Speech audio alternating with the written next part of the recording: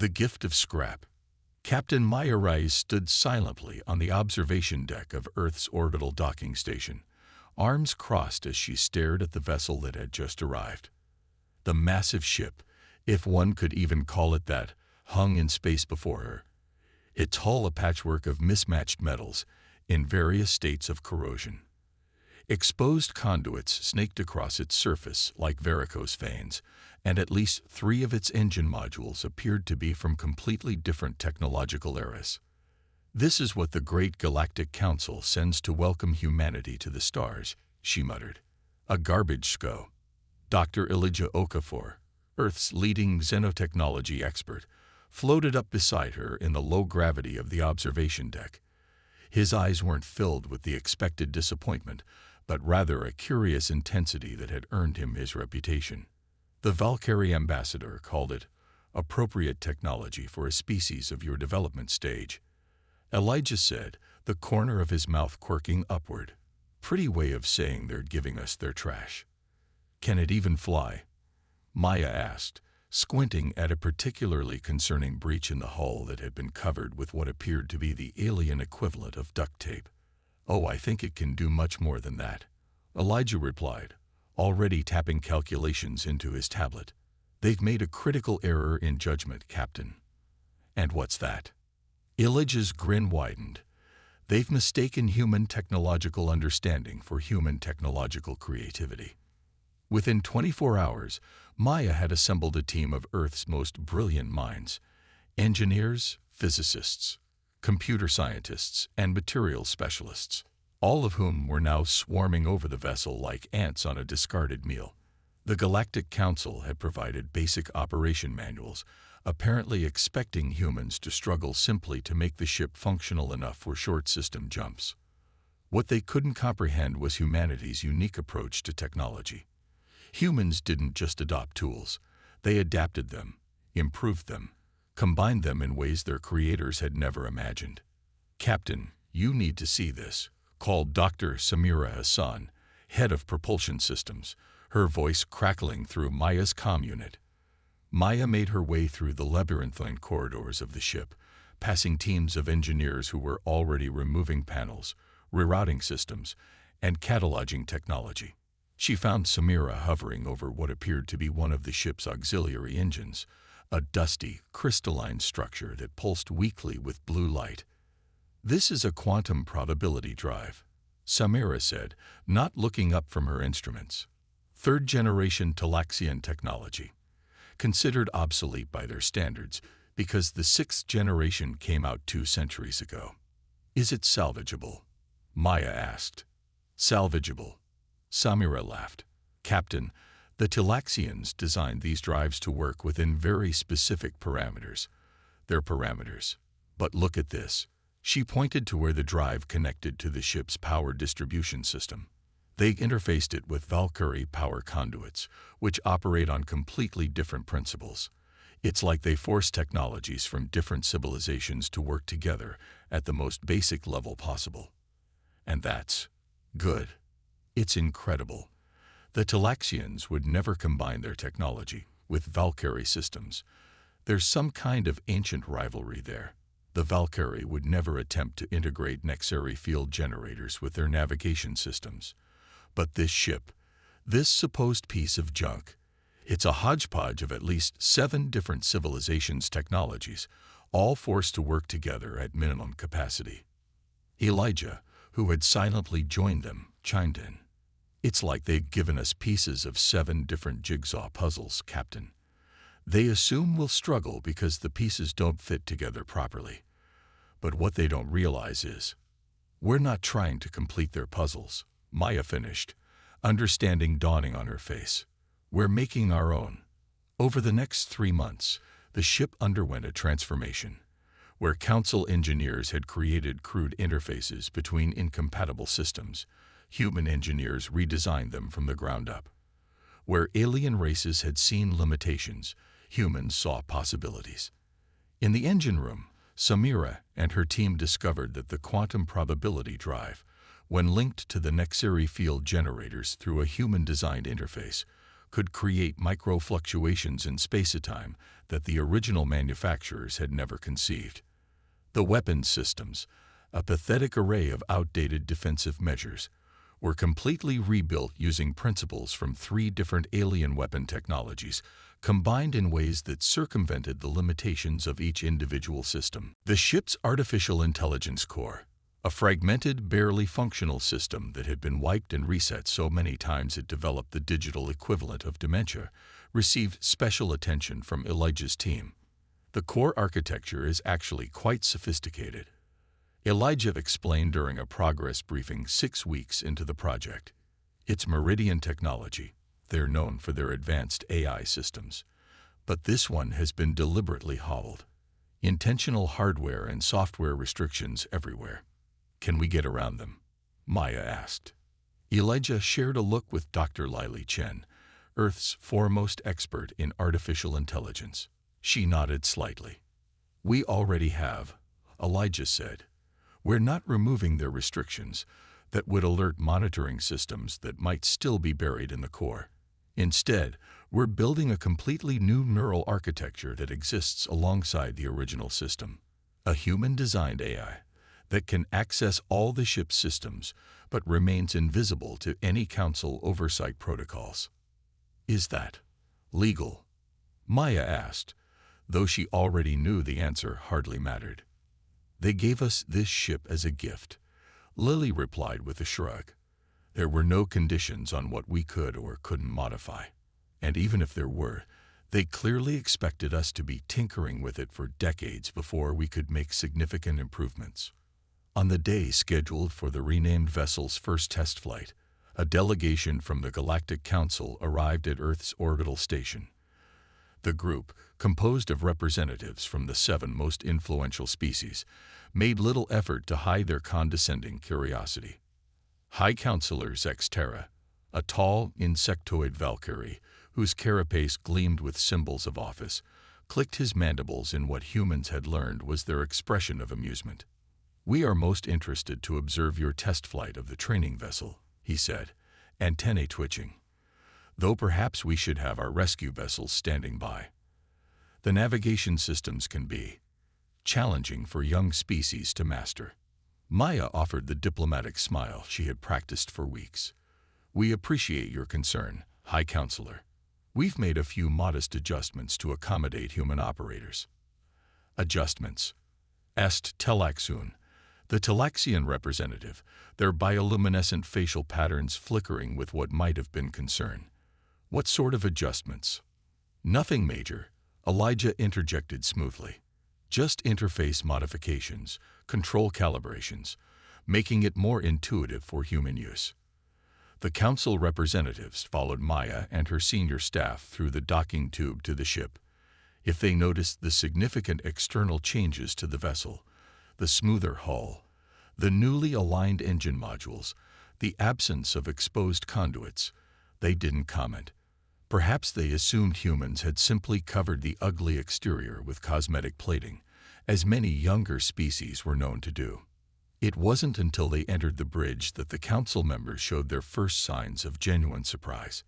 Gone was the cluttered, inconsistent control center with its mismatched stations.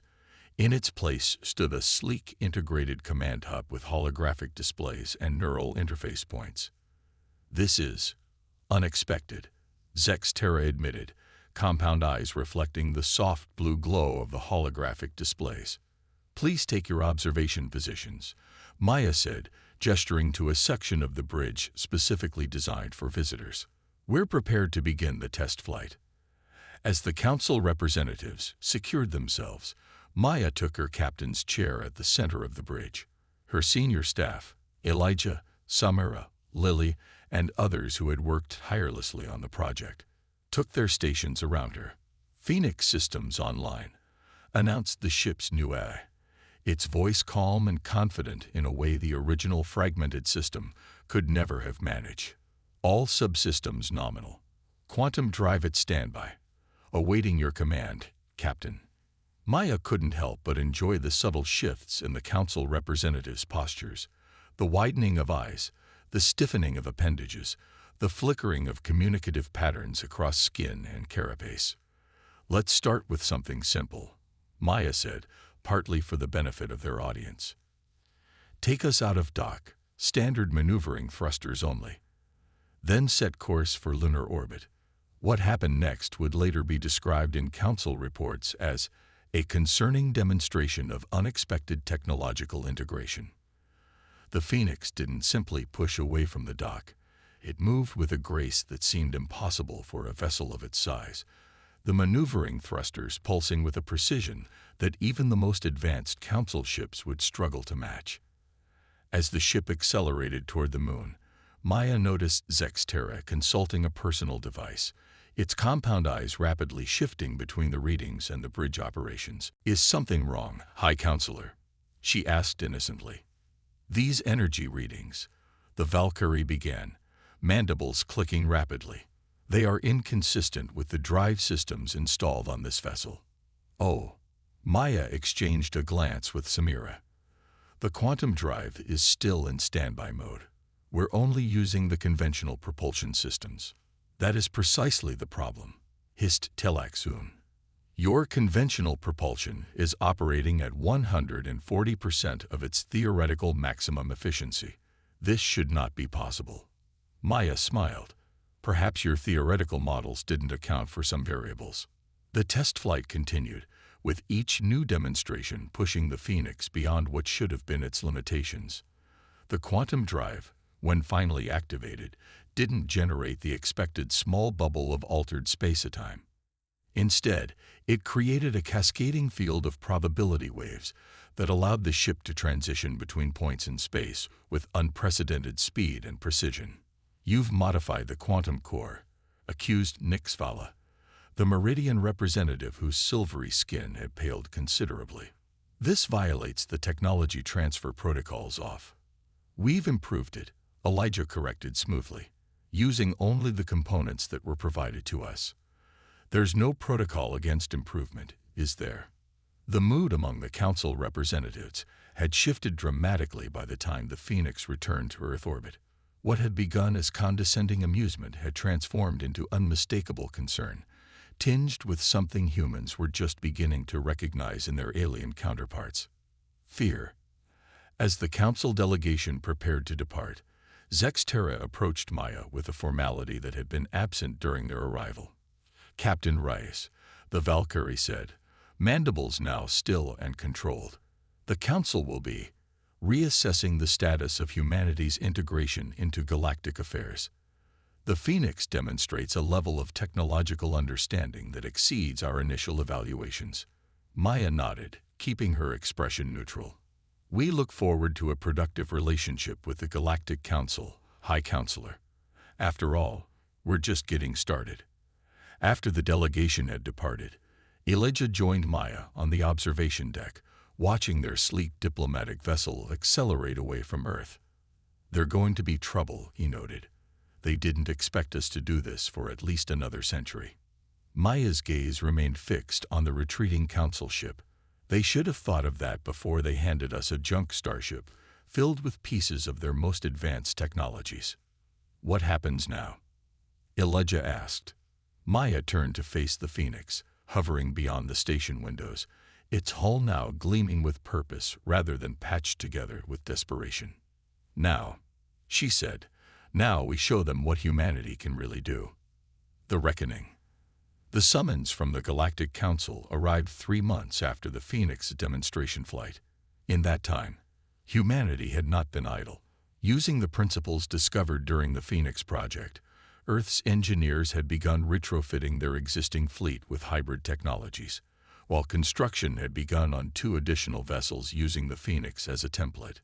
Captain Maya Rice stood before the full Galactic Council chamber, the grandeur of the vast amphitheater clearly designed to intimidate representatives of lesser civilizations.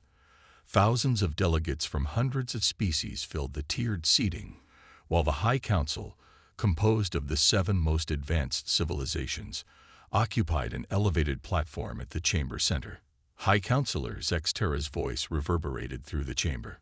"Captain Rice, Humanity has been called before this council to address concerns regarding unauthorized technological integration and potential violations of safety protocols. Maya stepped forward, her crisp uniform bearing Earth's insignia. Not the junior member emblem the council had assigned them, but the full planetary crest that humanity had designed for itself. "High Counselor," she began, her voice steady, "there appears to be some confusion. The vessel gifted to Earth came with no restrictions on modification or improvement. We simply optimized what was given to us." Optimized. The Meridian Counselor, Nixvala, rippled with silver patterns of agitation. "Your optimization has resulted in a vessel that utilizes technology combinations explicitly prohibited by Council safety measures. The quantum probability field your ship generates could potentially destabilize local spacetime if improperly calibrated." Maya smiled slightly. "Yet our calibrations have proven stable in over 70 test flights. In fact, our safety margins exceed Council standards by approximately 30%. Murmurs spread through the chamber. Many species were learning for the first time just how quickly humans had advanced with their gift. "This is not merely about safety," interjected Telaxun, the Telaxian representative. "It is about the natural order of technological progression. Species must develop incrementally, learning the philosophical and ethical implications of each advancement before moving to the next stage." "With respect," Maya countered, "humanity's history with technology has never followed a linear path. We adapt, integrate, and innovate across multiple disciplines simultaneously. It's not a flaw in our approach, it's our greatest strength." The debate continued for hours, with various council members expressing concerns ranging from legitimate safety issues to thinly veiled fears about shifting power dynamics. Throughout it all, Maya maintained her composure, addressing each point with data prepared by her team back on Earth. What none of the council members mentioned, though Maya knew it was their primary concern, was the military potential of the Phoenix. The ship's enhanced defensive systems, while officially classified as protective measures, could easily be repurposed for offensive capabilities that would rival those of mid-tier council races. As the session drew to a close, Zexterra delivered the council's decision. Humanity will be permitted to continue operation of the vessel designated Phoenix, under the condition that a council oversight team be stationed aboard to monitor its systems and operations. Maya had been briefed on this possibility. "Earth appreciates the Council's decision and welcomes the oversight team. We have nothing to hide and much to share with our galactic neighbors." What she didn't mention was that Elijah and his team had already implemented protocols to ensure that the Phoenix's most innovative systems would appear completely conventional to any scanning technology the Council might employ. The oversight team arrived at Earth's orbital station 2 weeks later. A collection of technical specialists from various council races, led by senior observer Krulvox, a Diraxian known for their meticulous attention to detail and uncompromising adherence to regulations. "Captain Reyes." Krulvox greeted her, their 4 eyes blinking in sequence, a Diraxian expression of formal acknowledgement. "My team will require complete access to all systems and detailed documentation of any modifications made to the original vessel." "Of course," Maya replied smoothly. "Dr. Okafor will serve as your primary liaison. He supervised most of the integration work and can answer any technical questions." Elijah stepped forward, offering the Diraxian greeting gesture he had studied. "We've prepared comprehensive documentation and scheduled system access in a way that won't interfere with the Phoenix's scheduled patrols." Krulvox's upper eyes narrowed slightly. "Patrols? The Council has not authorized this vessel for patrol duties. The Phoenix is an Earth ship," Maya replied, her tone firming slightly. "While we welcome your oversight regarding safety and technical specifications, operational decisions remain under Earth authority. Our border has experienced increased activity from non-Council races, and the Phoenix is currently our most capable vessel for response scenarios." The truth was more complex. Intelligence reports indicated that certain Council races, particularly those who had viewed humanity's rapid advancement with alarm, were quietly encouraging border incidents to test Earth's response capabilities and perhaps to create situations where the Phoenix might be compromised. For the next month, a delicate dance ensued aboard the Phoenix.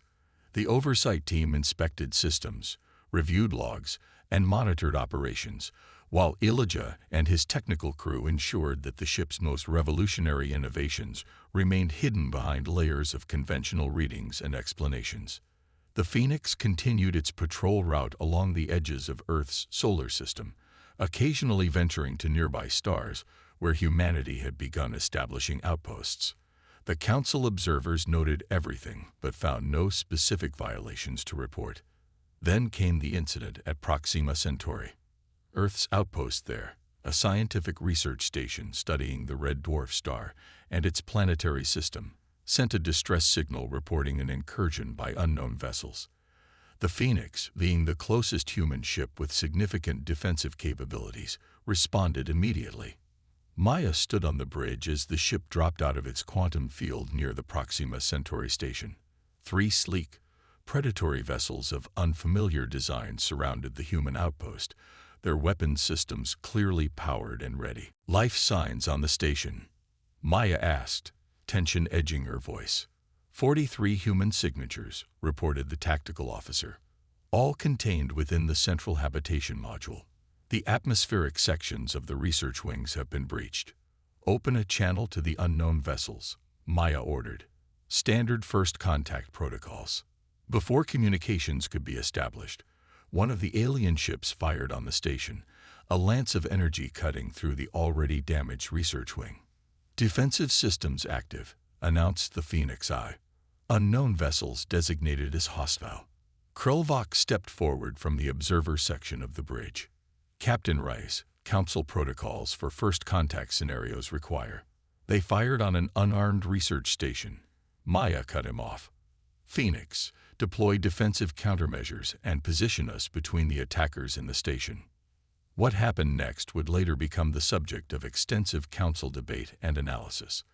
The Phoenix moved with impossible speed, its quantum field generators creating a localized distortion that allowed it to effectively slide between normal space points without conventional acceleration.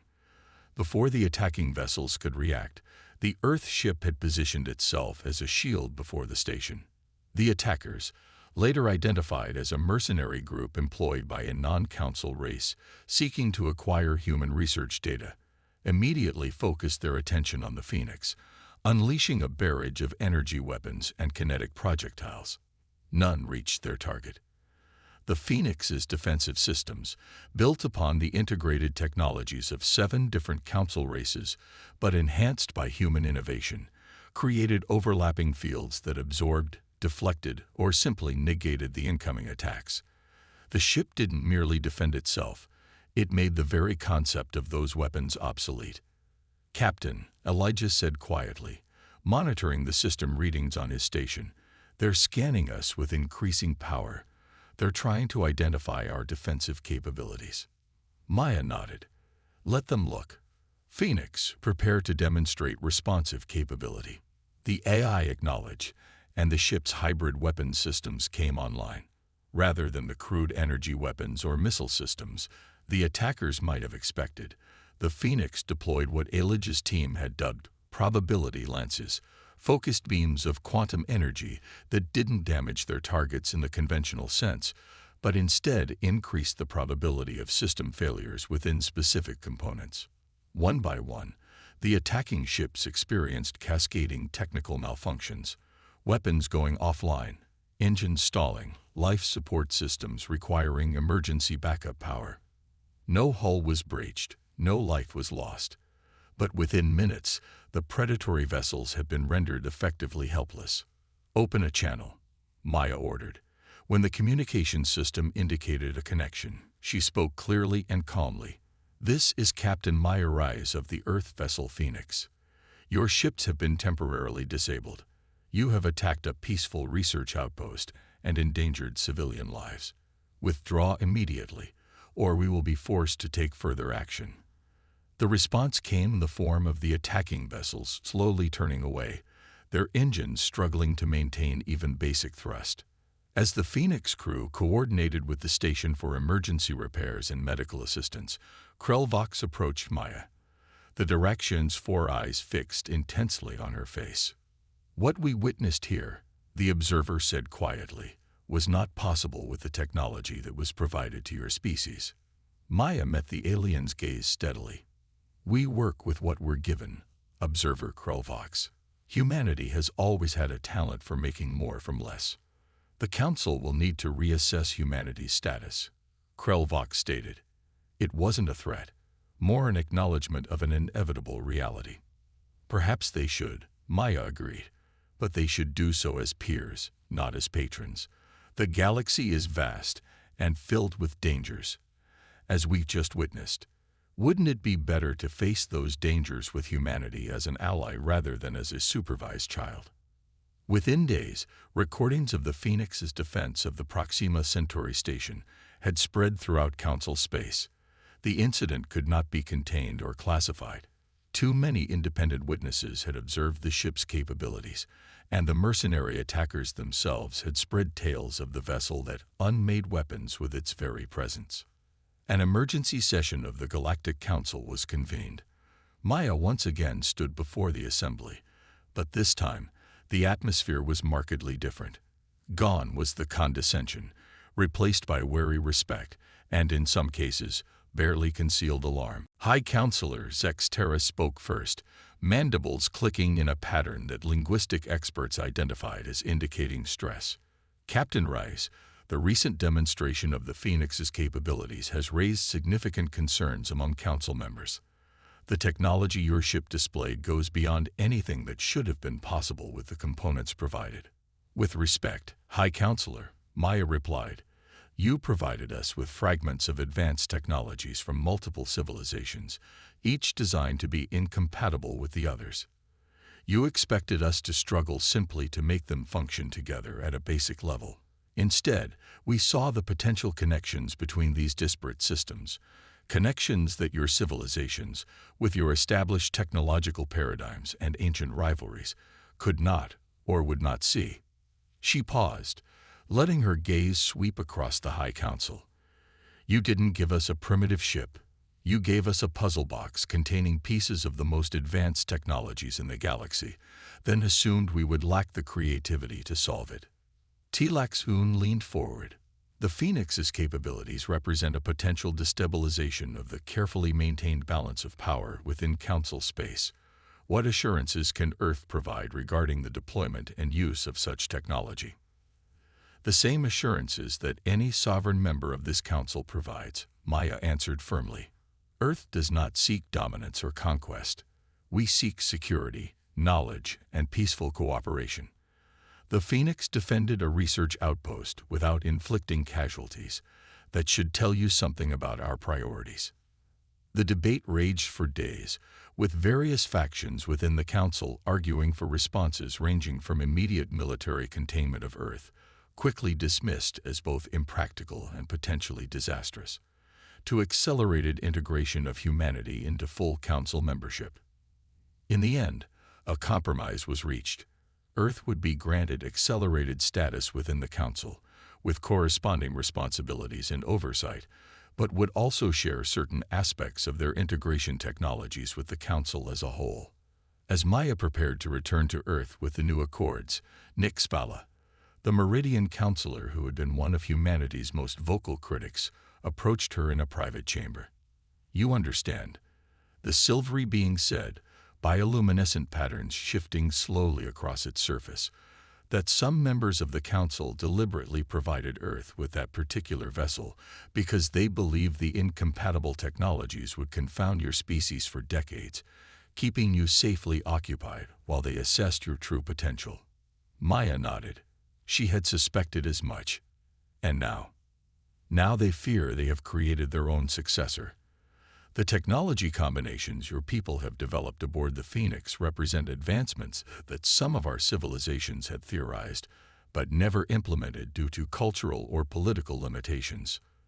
The meridian's patterns shifted to a configuration Maya had not seen before. It is humbling. Perhaps that's the lesson here, Maya suggested. No species has a monopoly on innovation.